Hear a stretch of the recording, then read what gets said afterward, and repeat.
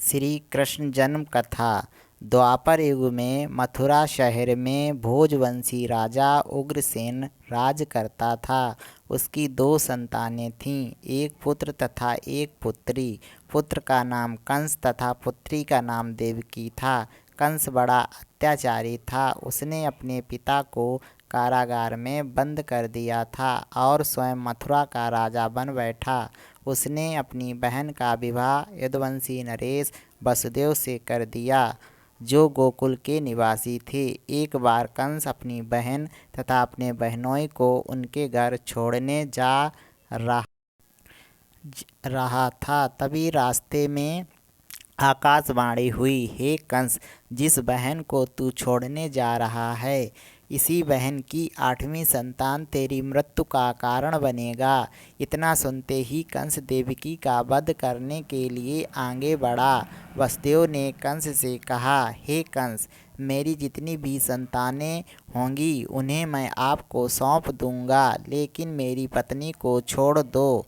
वसुदेव ने 7 संतानों को कंस को सौंप दिया।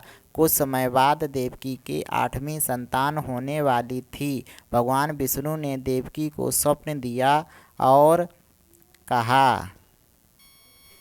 कि मैं तुम्हारे उदर से जन्म लूँगा, इस धरती पर धर्म की स्थापना करूँगा।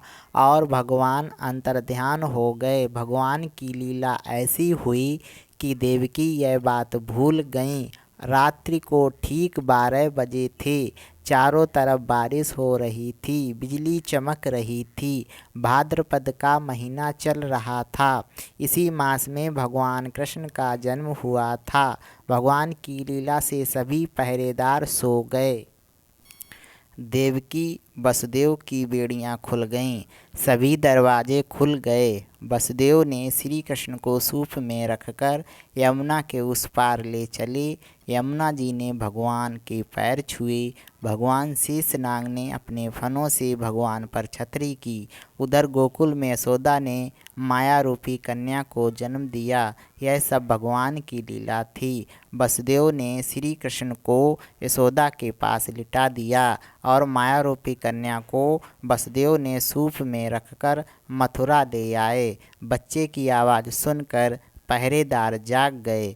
महाराज कंस को सूचना दी गई। कंस ने जैसे ही कन्या